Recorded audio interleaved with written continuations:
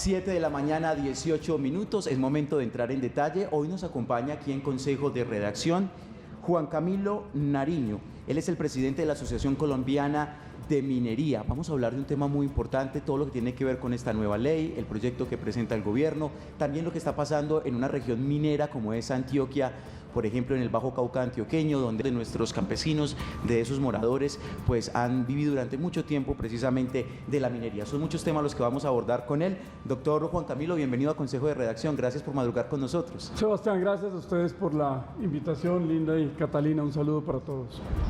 Bueno, empecemos. Dice Ley Minera para la Transición Energética Justa, la reindustrialización nacional y la minería para la vida.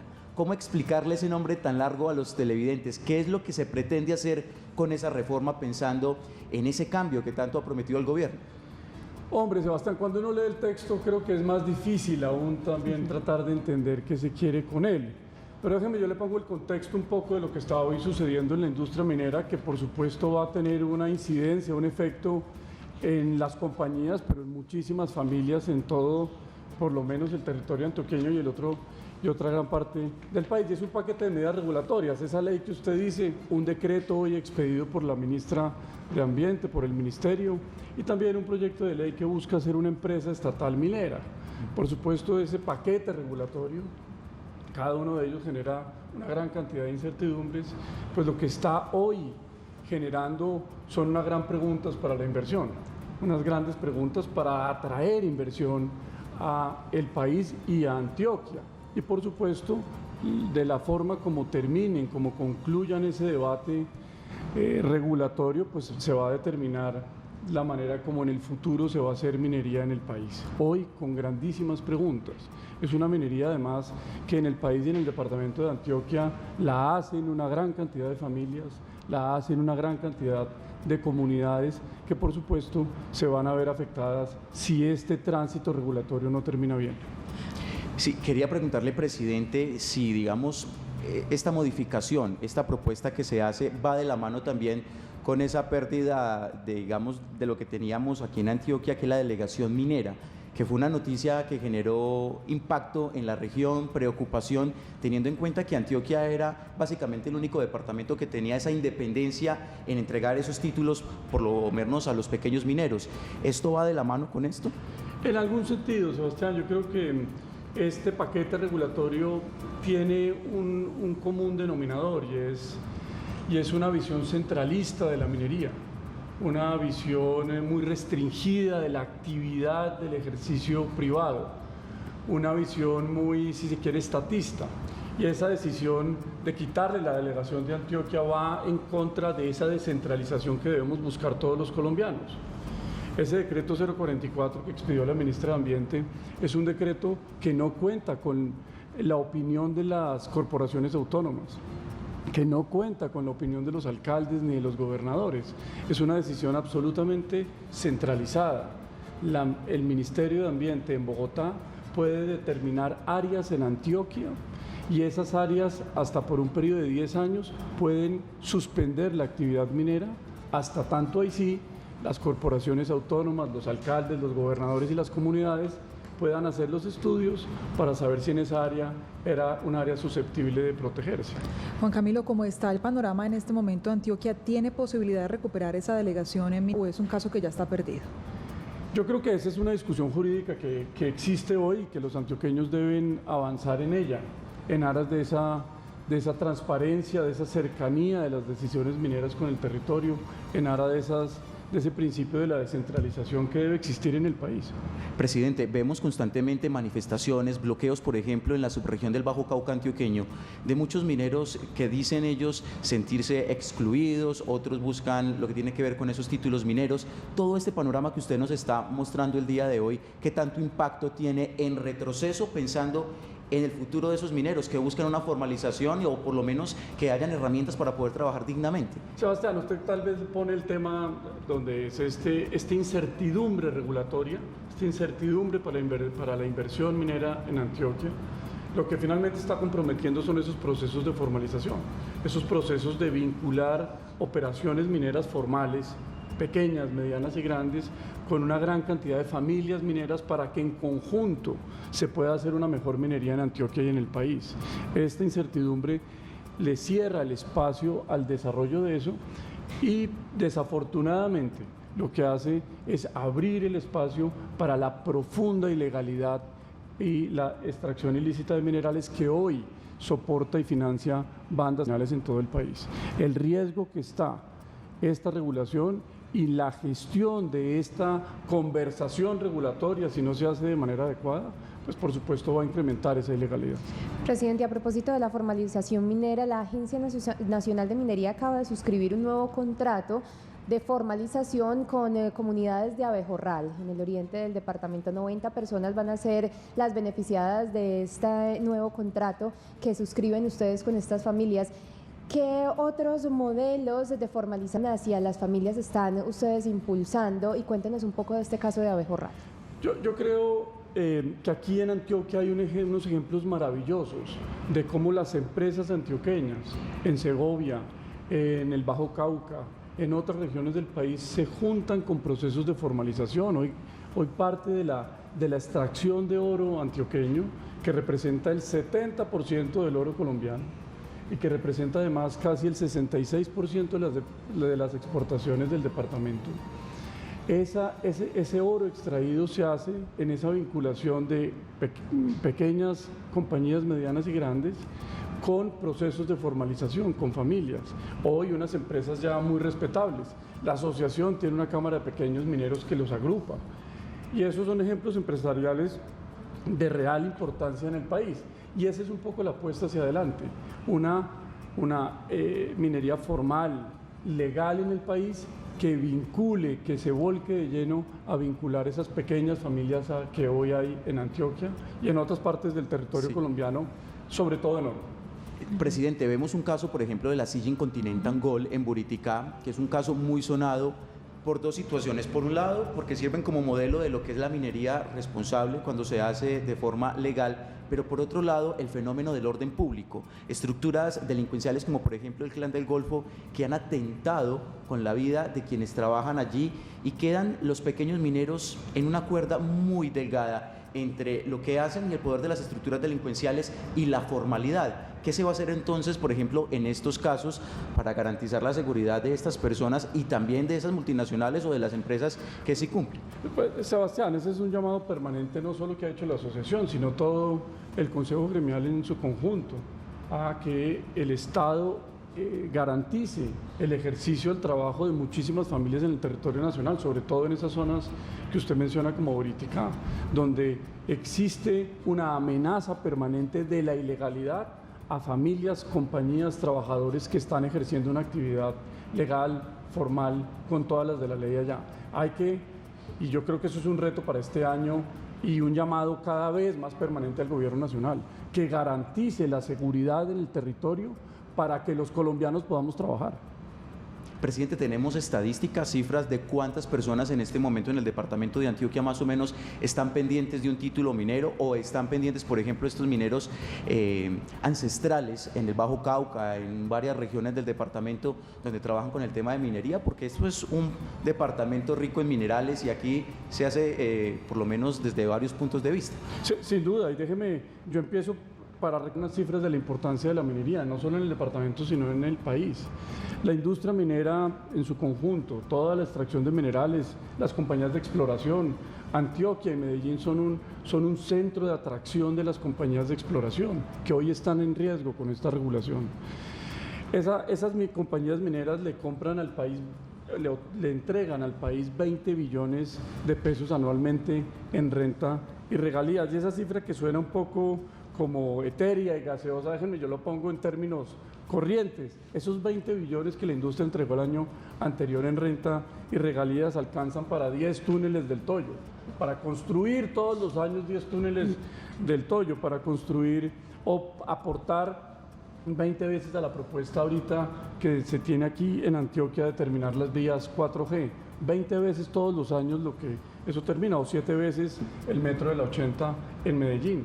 Y eso en cifras ya para el departamento significa también una parte importante de la inversión que los alcaldes tienen para la inversión social en su año de ejercicio político.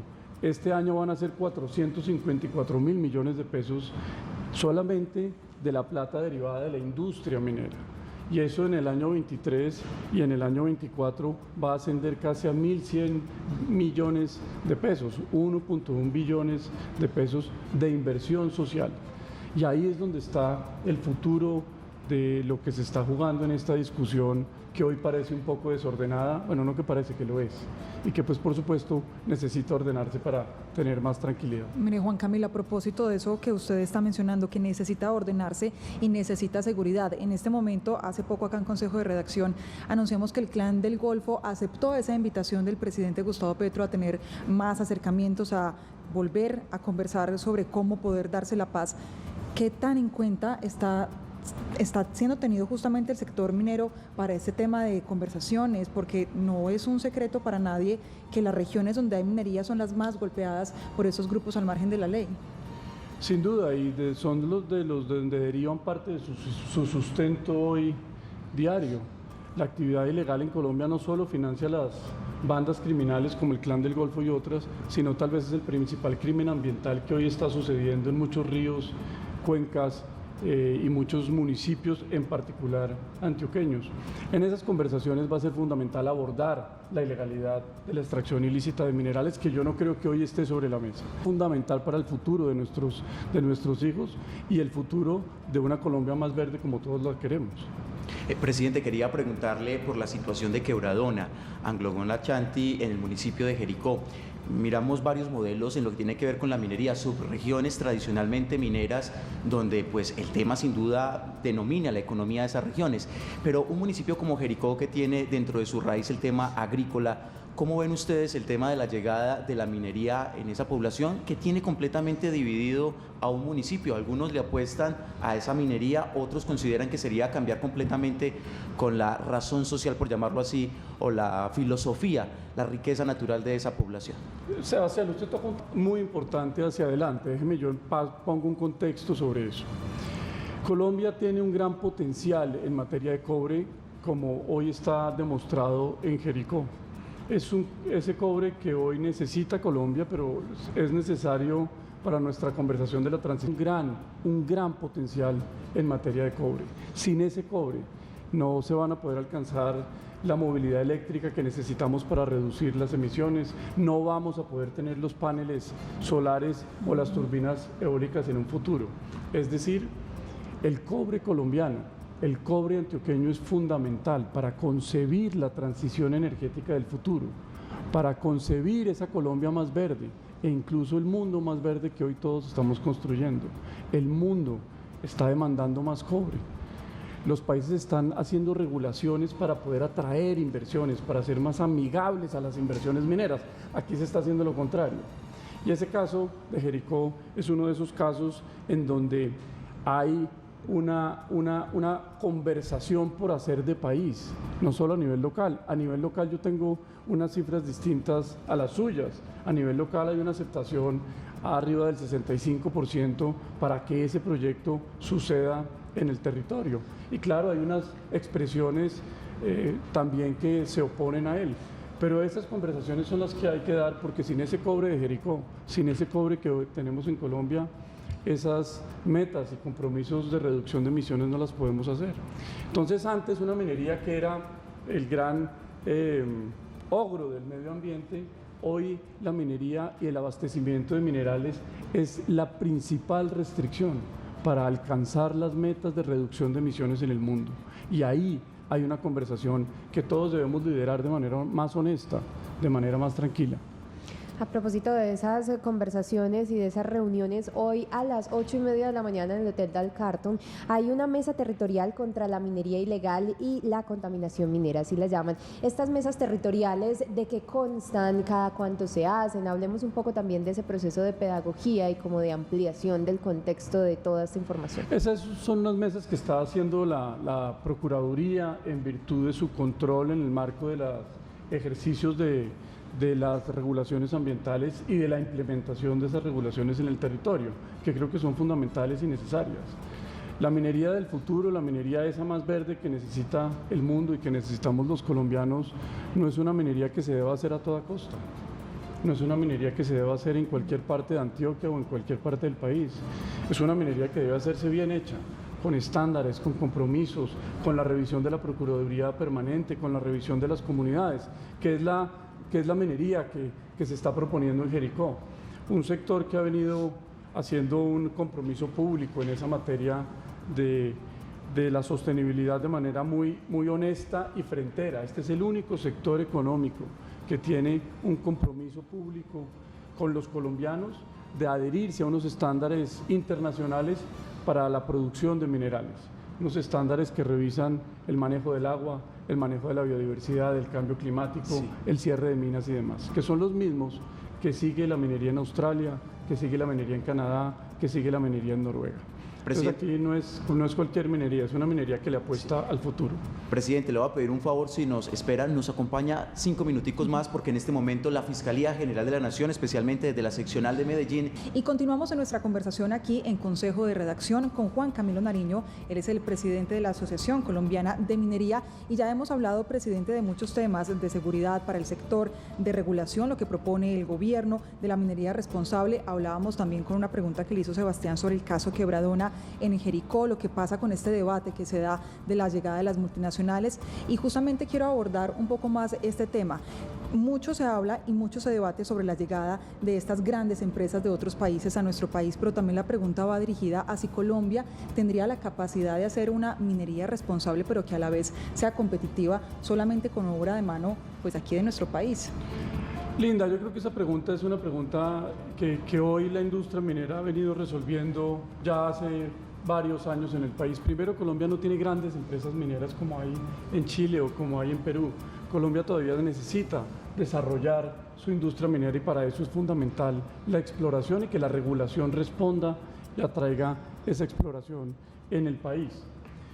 Una minería que, por supuesto, hacia adelante debe ser una minería con los estándares, debe ser una minería con un compromiso claro y contundente con el cambio climático, una minería que haga compras locales. Déjenme, yo les doy una cifra. La industria minera colombiana, para empezar todos los primeros de enero, le compra al país, a pequeñas compañías, algo cercano a 14 billones de pesos anualmente. Y aquí en Antioquia, las compañías antioqueñas mineras le compran a otras pequeñas compañías alrededor de 4.8 billones de pesos anualmente.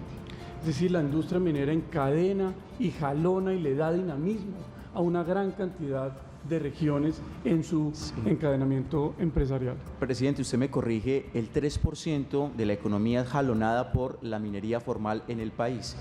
Es un porcentaje que uno vería muy mínimo cuando uno entiende que Colombia es un país muy fuerte en el tema del oro. Incluso muchos consideran que desde la informalidad lo que se logra vender podría ser mucho mayor o podría ser una de las principales exportaciones del territorio nacional.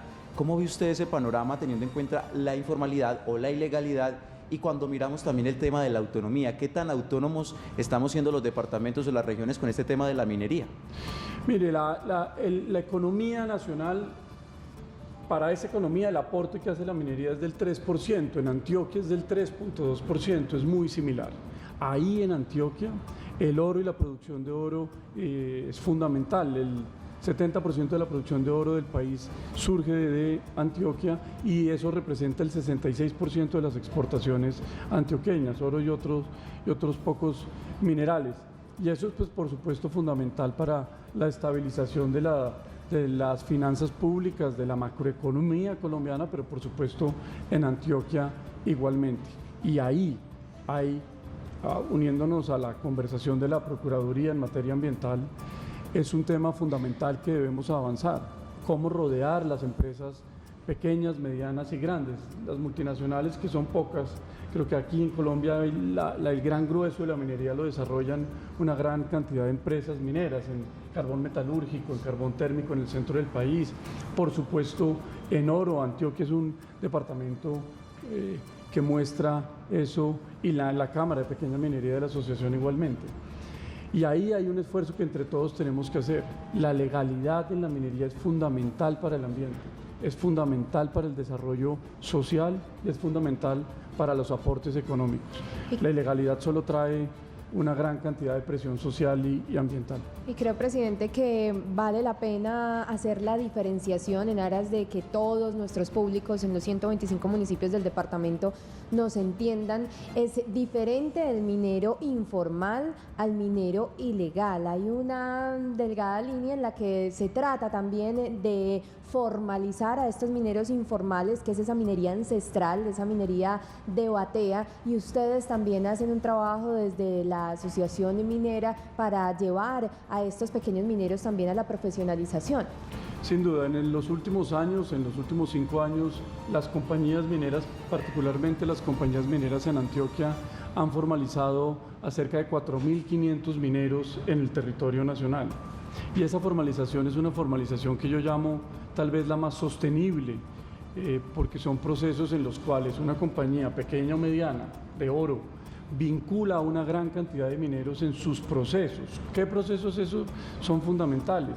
Los procesos de seguridad y salud en el trabajo, que se haga una minería que no vaya en contra de la vida de muchas familias y trabajadores. Pero segundo, una minería con las mejores prácticas en materia ambiental y social para gestionar el entorno. Y esa es un poco la apuesta de la industria minera. Hoy aquí hay ejemplos en el Bajo Cauca, en Segovia y en demás muy buenos que ojalá algún día podamos entre todos conocerlos.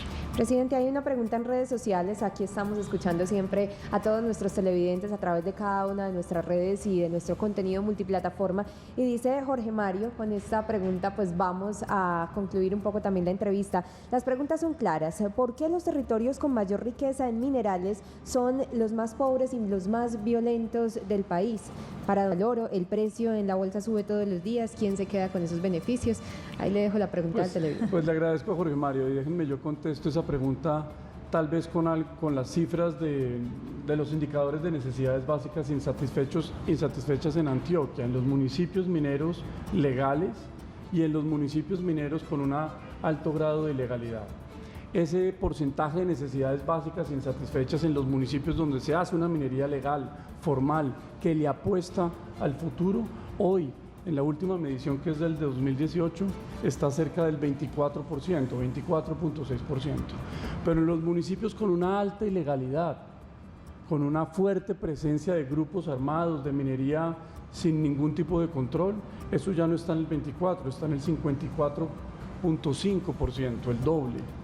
Es decir, la minería cuando se hace bien genera beneficios al entorno, como lo muestran los indicadores en donde se hace minería bien hecha. Yo creo que hacia adelante todos tenemos que buscar es generar procesos de minería formal en donde hoy no existe, para abolir esa minería y extracción ilícita de minerales que tanto daño hace y que surgen esas preguntas como la de Jorge Mario con el mayor criterio. Aquí la minería se debe hacer bien hecha para que produzca beneficios en el entorno. Pues a Juan Camilo Nariño, presidente de la Asociación Colombiana de Minería, muchas gracias por haber participado en esta mesa de trabajo. Gracias a ustedes, muy amables. Y nos quedamos.